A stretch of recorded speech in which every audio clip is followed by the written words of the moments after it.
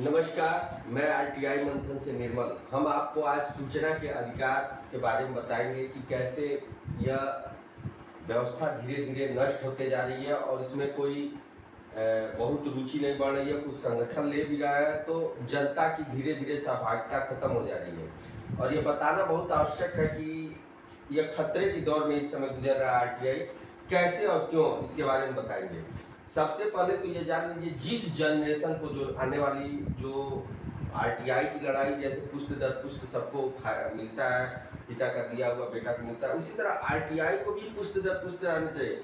नई जनरेशन जो है वो बहुत सियानी हो गई है, अब वो कुछ समझना नहीं चाहती है, उसको कोई इससे मतलब नहीं है कि क्या है आरटीआई, क्योंकि आजकल वो मोबाइल में ग्रुप खेलना जानती है, ग्रुप और क्या कहते हैं रील बनाना जानती है, वो इसमें ज़्यादा विश्वास रख रही है।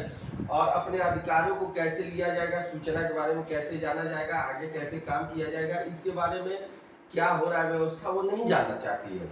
दूसरी चीज की आरटीआई क्यों आवश्यक है, ये जान लीजिए कि आरटीआई इसलिए आवश्यक है कि अभी तक जो ग्राम पंचायतों में, नगर पंचायतों में चाहे कोई काम आपको दिख रहा है शहर में, वह आरटीआई की देन है कि 50% काम जो रोड बन जा रहे हैं, नाली बन जा रहे हैं, वो आरटीआई का ही कहीं ना कहीं भय है कि 50% काम हो रहा है। 50% तो कमीशन में चला जा रहा है, इसमें कोई दो राय नहीं है। जैसे आप देवरिया नगर पालिका तमाम जगह का देखेंगे, ग्राम पंचायतों के देखेंगे, आरटीआई का भय है जिसकी वजह से लगभग 80% 50% काम हो जा रहा है। 20% तो पूरा 100 के 100% खा जाते हैं लोग, आपको पता भी नहीं चलता है। जब आरटीआई मिली तब पता चलता है कि 1 करोड़ रुपया आया था, कोई काम भी नहीं हुआ और कागजों में काम हो गया। इसलिए आरटीआई को जिंदा रहना जरूरी है, नहीं तो बाद में कोई जवाबदेही नहीं तय होगी और इस पे नई जनरेशन नहीं ध्यान दे रही है। दूसरा जो आपको यह बताएंगे कि यह जितने लोक सेवक या वो क्या कहते हैं अध्यक्ष और ये जो आते हैं, अभी देखिए अभी पर्यटक विभाग द्वारा देवरिया में तमाम मंदिरों का नवीकरण का मतलब सुंदरीकरण कराया गया था, जिसमें करोड़ों करोड़ रुपया एक एक मंदिर पे आया था। प्लस स्थानीय निकाय ने भी बहुत ज्यादा करोड़ रुपये लगाया था। जो व्यक्ति, अब सोचिए, बहुत सोचने वाली बात है कि जो व्यक्ति भगवान का और धर्म का नहीं हो सकता है, जहाँ मंदिर पे घटिया काम हो सकता है 50% 55% कमीशन पे, वो आपका कैसे हो सकता है? ऐसे लोग केवल कमाने के उद्देश्य से आते हैं और लूटने की वजह से आते हैं। अब अमेठी मंदिर को ही देख लीजिए, करीब 1 करोड़ 10 लाख 20 लाख रुपया आया था केवल पर्यटक विभाग द्वारा। मुश्किल से 30-35 हजार का काम हुआ, बाकी सब जो है बोलिए सत्यनारायण भगवान की जय हो गई, स्वाहा हो गया और बड़ी घटिया काम हुआ है और पैसा खत्म भी हो गया। अब आइए हम कहेंगे कि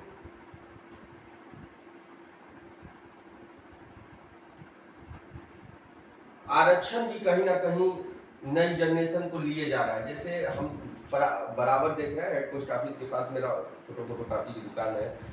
नई जनरेशन को लिफाफे पे स्मार्ट तो बहुत बन रही है, मोबाइल में अपने आप को काबिलियत बहुत दिखा रही है, जिसे ग्रुप खेलने में। लिफाफे पे मैं ये देख रहा हूँ कि सेवा में और प्रेषक चिट्ठी कहाँ भेजना है, क्या करना है, फार्म कैसे भरना है, ये भी नहीं पता आ रहा है। आधार फार्म तक नहीं भर पा रहे हैं लोग। कभी ये देखना हो तो हमारे पास आइए। जो लड़के को भरवा रहा है उनको आने वाले भविष्य की भी चिंता नहीं है, क्योंकि वो जाने इसी तरह जमाना रहेगा ना। तो वो जल पे कोई चीज वर्क कर रहे हैं कि जल सुरक्षित, क्योंकि हम लोग आधा जिंदगी तो लगभग लोग हम लोग जी चुके हैं, जो पुरानी पीढ़ी है।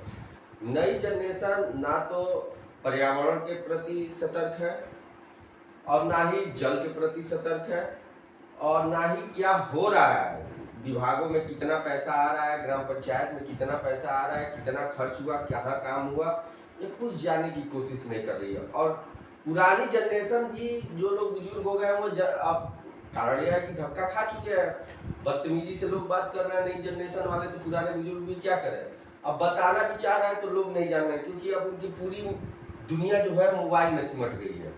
जैसे घर कैसे बर्बाद हो रहा है आजकल, देखे होंगे कि शराबों में, अब मैं नहीं जान रहा हूँ, जाते होंगे शराबों में जो ठेकों पे बिक रही है, इसकी प्रचलन बहुत ठेका की बहुत लेटेस्ट हो गई है।